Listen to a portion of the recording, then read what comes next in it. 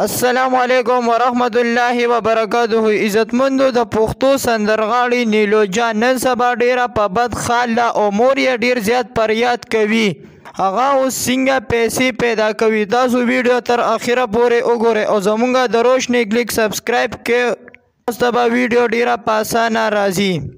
نن سبا نیلو جان ډیره زیاته فریاد کوي. مور یې ډیر زیات فریاد کوي او هغه ډیره په بد حال ده. هغه وایي چې زما 15 ورونه دي، هغوی مونږ پې کارونه نه کوو ځکه چې زمونږ دشمني ده.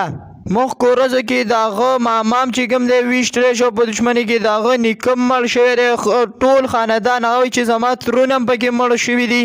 نو هغه اوس ډیره زیاته فریاد کوي. هغې به چې کوم دی سندرې ویلې، هغه اوس ډیره زیاته فریاد کوي چې ماله په دې سندرو کې څوک دومره هیلپ نه راکوي، چې دومره څه پیسې نه راکوي چې زما به د کور خرچه وشي. پلار یې بیمار دی، په کټ کې پروت دی. پلار یې مخکې به ګاډی چلو، اوس یې کار نه کوي.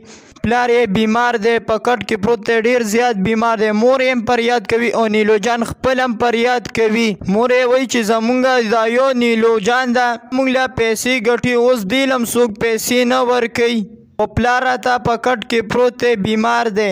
نیلو جان نن سبا ډیره زیاته په بد حال باندې ده او ډیر زیات فکرناکه ده. مور یې هم ډیر زیات فکرناکه ده. خو نیلو جان له څوک زکات څه ورکوي نو په سوات علاقه کې د نیلو جان دی په بټو کې کور دی.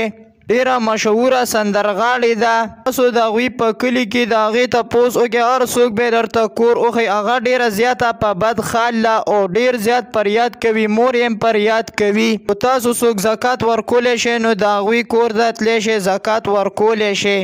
خو ستاسو دا ویډیو خوښه شوي نو زمونږ د روشنی کلیک سبسکرایب کړئ او بره ټلی نشان ووهئ. والسلام.